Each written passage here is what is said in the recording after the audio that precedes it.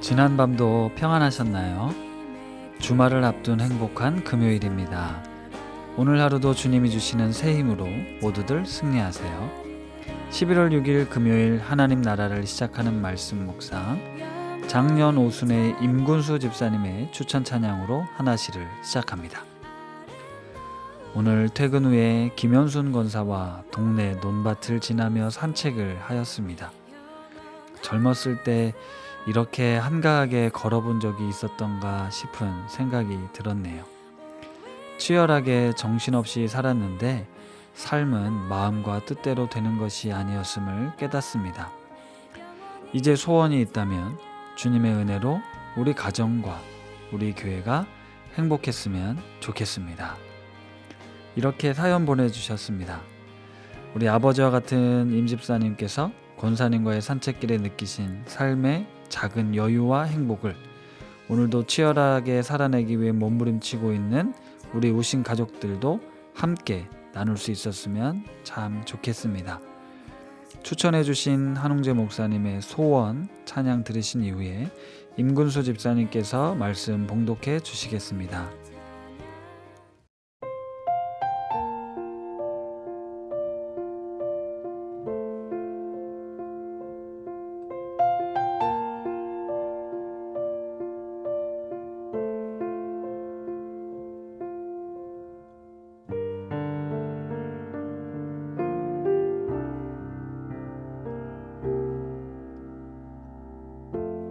삶의 작은 일에도 그 마음을 알기 원하네.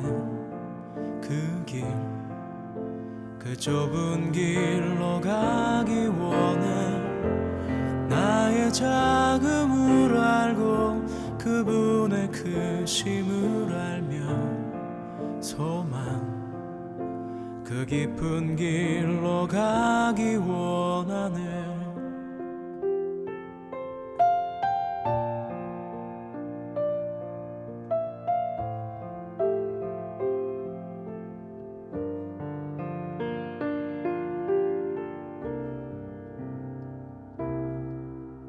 저 높이 솟은 산이 되기보다 여기 오름직한 동산이 되길, 내가 아는 길만 비추기보다는 누군가의 길을 비춰준다면 내가 노래하듯이 또 내가 얘기하듯이 살길, 난 그렇게 죽기 원하네. 삶의 한 절이라도 그분을 담기 원하네. 사랑, 그 높은 길로 가기 원하네.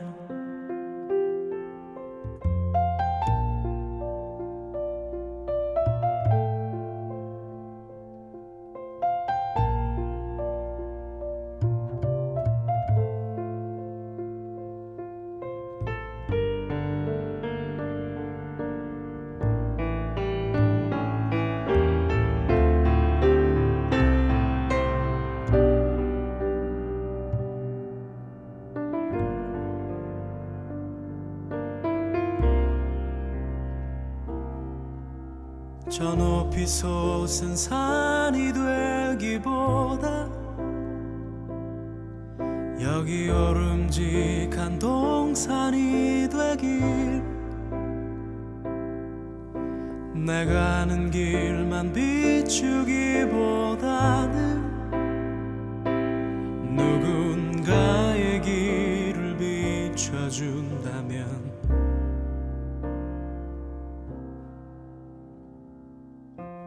내가 노래하듯이 또 내가 얘기하듯이 살길, 난 그렇게 죽기 원하네. 삶의 한 절이라도 그분을 담기 원하네. 사랑, 그 좁은 길로 가기 원하네.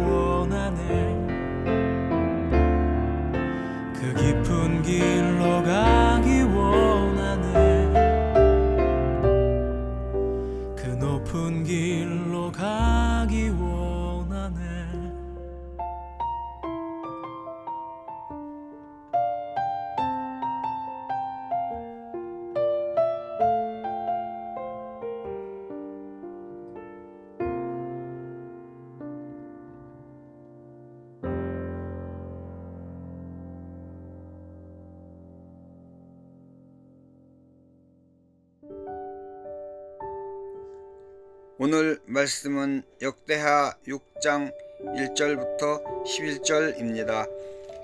그때에 솔로몬이 이르되 여호와께서 캄캄한데 계시겠다 말씀하셨사오나 내가 주를 위하여 거하실 성전을 건축하였사오니 주께서 영원히 계실 처소로소이다 하고 얼굴을 돌려 이스라엘 온 회중을 위하여 축복하니 그때에 이스라엘이 온 회중이 서 있더라. 왕이 이르되 이스라엘 하나님 여호와를 송축할지로다.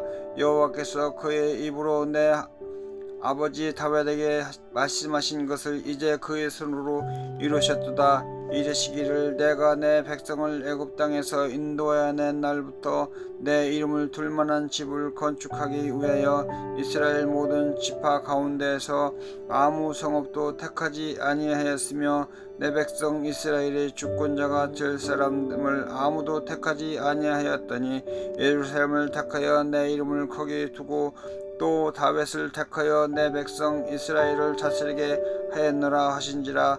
내 아버지 다윗이 이스라엘이 하나님 여호와의 이름을 위하여 성전을 건축할 마음이 있었더니 여호와께서 내 아버지 다윗에게 이르시되 네가 내 이름을 위하여 성전을 건축할 마음이 있으니 이 마음이 내게 있는 것이 좋도다.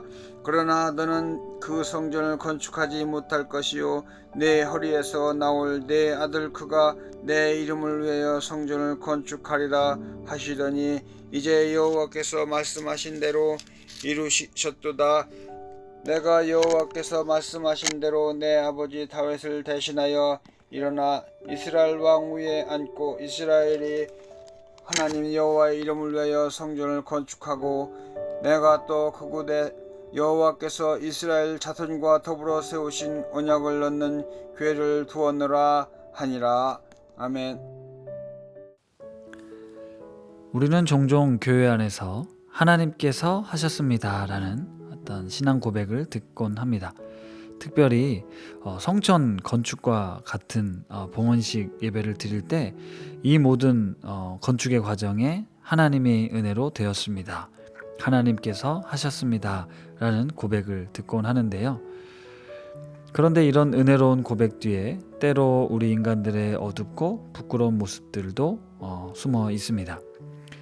실제로 건축 과정에 많은 사람들의 노력과 헌신이 담겨져 있기에 내가 아니었으면, 내 헌신이 아니었다면, 그리고 이런 일들이 없었더라면 이 성전은 건축되지 못했을 겁니다 라는 인간적인 보상 심리 같은 것이 이제 작동되기도 합니다. 그래서 건축 과정 중에 참 많은 아픔과 상처를 남기기도 하죠. 하나님께서 하십니다라는 신앙 고백 속에 내가 한 일이 아무것도 없습니다라고 순전하게 고백한다는 건 쉬운 일이 아닐 겁니다. 비단 성전 건축뿐 아니라 우리의 삶도 마찬가지인데요. 우리의 인생을 집을 짓는 것으로 비유를 들자면 각자가 인생이라는 집을 지어갈 때 사람들에게 하나님께서 내 인생을 인도하셨습니다 라고 고백하면서 속으로 내가 얼마나 노력하고 수고했는지를 자랑하고 싶고 또 사람들이 알아주었으면 하는 마음들이 있습니다. 입술로는 하나님께서 하셨습니다, 하나님의 은혜입니다 라고 고백하지만 우리 마음에 그런 생각들이 든다라는 것이죠. 솔로몬이 지은 이 거대한 예루살렘 성전을 보십시오. 이 공사를 위해 참여했던 인부들, 또 재료들, 또 여러 도움의 손길들을 생각해 볼 때 솔로몬이 아니었다면 이런 생각을 솔로몬도 하지 않았겠습니까? 이런 성전 건축에 자신의 공이 크다라고 충분히 생각했을 수 있을 것입니다. 하지만 오늘 본문에서 철저하게 솔로몬은 하나님께서 하셨습니다 라고 고백합니다. 4절 말씀에 보면 여호와께서 그의 입으로 내 아버지 다윗에게 말씀하신 것을 이제 그의 손으로 이루셨도다. 10절 말씀에도 이제 여호와께서 말씀하신 대로 이루셨도다. 이처럼 하나님의 말씀하신 그대로 이루셨다고 고백하고 있습니다. 우리 그리스도인으로 살아가면서 늘 염두에 두고 조심해야 할 것이 있는데요. 내가 하나님을 위해 무언가 하겠다라는 지나친 열심이 때로 하나님과 상관없는 나의 욕심이 될 수 있다는 것입니다. 하나님의 이름과 영광을 위해서라고 말은 하지만 속으로는 자신의 욕심, 자신의 이름, 자신의 영광을 위해 어떤 사역이나 사업들을 고집할 수 있습니다. 다윗 역시도 하나님의 영광을 위해 성전 건축을 밀어붙일 수도 있었습니다. 하지만 하나님께서 막으셨고 다윗은 순종합니다. 진짜 멋진 순종은 내가 거친 파도를 헤치고 나아가야 하는 그 어려움에도 불구하고 순종하고 도전하며 나아가는 그런 순종도 있지만, 내가 이토록 수고하고 애썼음에도 불구하고 하나님께서 멈추라고 말씀하실 때 멈출 수 있는 것이 진짜 멋진 순종입니다. 우리는 나의 성과와 나의 이름을 내고자 함이 아니라고 말하지만, 내가 평생을 이뤄놓은 업적과 수고에 대해 아무것도 아닌 것이 될 수 있는 상황이라면 우리 누구도 쉽게 멈추거나 포기할 수 없을 것입니다. 모세가 가나안 땅을 앞두고 느보산에서 그가 기력이 쇠하지 않았지만 하나님께서 이제 되었다 말씀하셨을 때 모세는 그곳에 멈추었습니다. 하나님을 이용해서 내 이름을 높이려 하는 것, 내 이름을 드러내려 하는 것은 신앙이 아닙니다. 믿음도 아닙니다. 그것은 우리 그리스도인들이 추구해야 될 삶이 아닙니다. 우리의 이름이 없어도, 내가 보상을 받지 않아도, 내가 칭찬을 받지 않아도 나의 수고와 헌신의 삶을 통해 하나님께서 영광을 받으시고 하나님의 이름이 높임을 받게 된다면 그것으로 족합니다. 이것이 우리가 추구하고 바라야 할 신앙인의 모습입니다.